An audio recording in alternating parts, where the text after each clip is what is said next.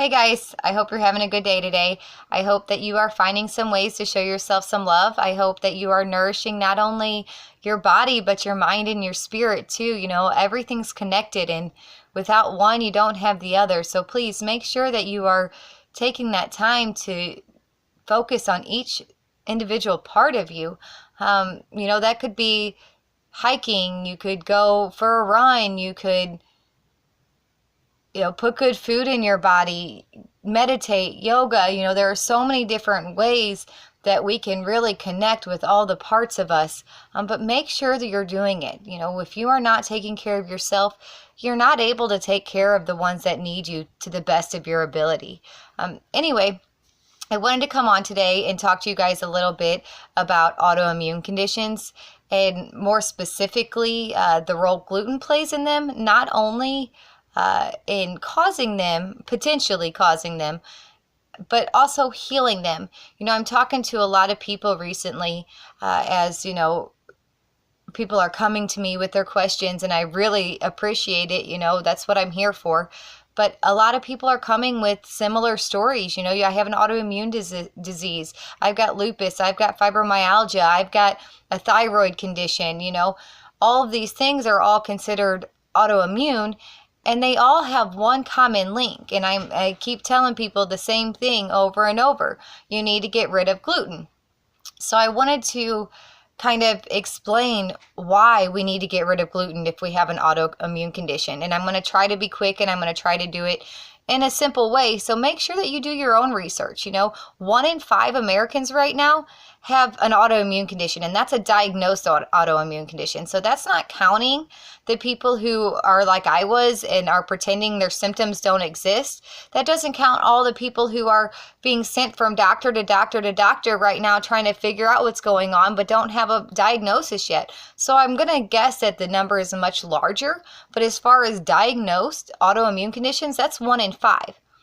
Autoimmune is also the number 1 reason for disability and death in the United States. So it's something that we need to address as a culture, and it's something that we all need to at least have some bit of knowledge on, even if you don't have the condition, because somebody around you does. 1 in 5, how many people do I know with autoimmune? A lot. How many people do I suspect have autoimmune that don't have a clue? Even more. So I know I'm not alone in this situation. So anyway, autoimmune stems from a leaky gut. Most conditions stem from issues in our gut. Most of our immune system is in our gut.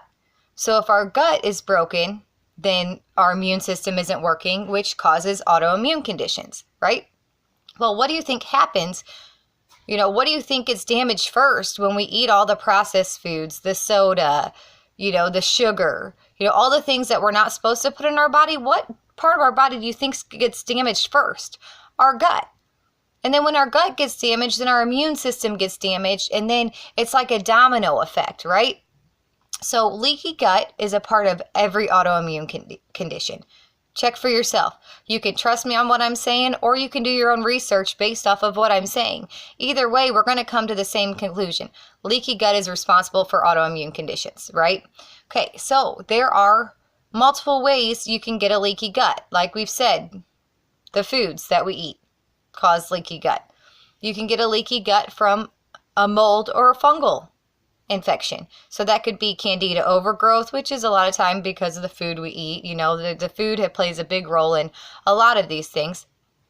But so a fungal condition, candida overgrowth, mold, something of that nature. A bacterial infection, well, there's bacteria everywhere. So all it's got to do is, outgrow or become bigger than the good bacteria in our gut, that bad bacteria, and that can cause a leaky gut. For some conditions, most specifically celiac, and then thyroid is suspected to be in that. Gluten is the number 1 culprit for a leaky gut. For celiac, basically, gluten is a foreign invader to the body. So when it comes in, then the body attacks itself because it thinks that it's been invaded. Now, a thyroid is the same thing, except for it attacks the gland versus the small intestine, right? So there's gluten, there's fungal, there's, the sugar, the foods. There is prescription medications can cause a leaky gut. So if you're on an anti-anxiety medication, it's possible that that could be responsible for your leaky gut. Toxic overload of heavy metals. So you're not able to detox the heavy metals that are entering your body that can cause you a leaky gut. So those are some of the main causes for leaky gut. And then once you get that leaky gut, you don't absorb nutrients. So basically what's happening is you've got little holes in your gut, and the nutrients, the food, the toxins, everything is kind of pouring out of it into your bloodstream, into the rest of your body. And you're not absorbing it, so you're not able to get the nutrients you need to heal. And then on top of that, most people eat a diet that is not nutrient rich enough to heal that. So if you have an autoimmune condition, you got to get to the root of why you have that condition. What caused it? Was it, prescription medications, mold, gluten, heavy metals, which is different for many different conditions. Some doctors seem to think that it's a specific bacteria that causes fibro. It's a specific bacteria that causes lupus. Now, there's a lot of, different studies out there that come to different conclusions, but they all come to the same conclusion that leaky gut is involved. Okay, so if you have a leaky gut, in order to heal the condition, you have to heal your gut. Well, putting things in your body that cause leaky gut is not going to heal your leaky gut. So you have to get rid of the things that causes it. You have to figure out if you have candida overgrowth or you have a fungal infection, you've got to figure out how to get rid of the fungus. Well, you can't feed a yeast or a fungal with another yeast, so you got to get rid of the gluten. If gluten causes autoimmune conditions, well, you can't feed your body gluten because it can cause a leaky gut. So if you already have a leaky gut, you got to get rid of it, right? So, in short, if you have an autoimmune condition and you don't get rid of gluten, you're not going to heal your autoimmune condition. I don't want to sound harsh, but if you aren't willing to change your diet, that's what all of this is about. We're trying to change our habits so that we can be happier and healthier people and more productive people. So you have to be willing to make the hard changes. Gluten is one of the hardest. But if you are diagnosed already or you think you have an autoimmune condition, the very best thing you can do to heal your leaky gut is to get rid of gluten. And then from there, you can, try to figure out the underlying cause of your specific condition. And you can heal it through good foods, mostly good foods. Of course, meditation and any type of stress management. Stress is also, it's an inflammatory. It's responsible for a lot of disease. So you got to get rid of all the inflammatory foods and you got to start putting anti-inflammatory foods in there. And over time, and it doesn't take that long, you can heal that leaky gut, but you have to be willing to make the changes.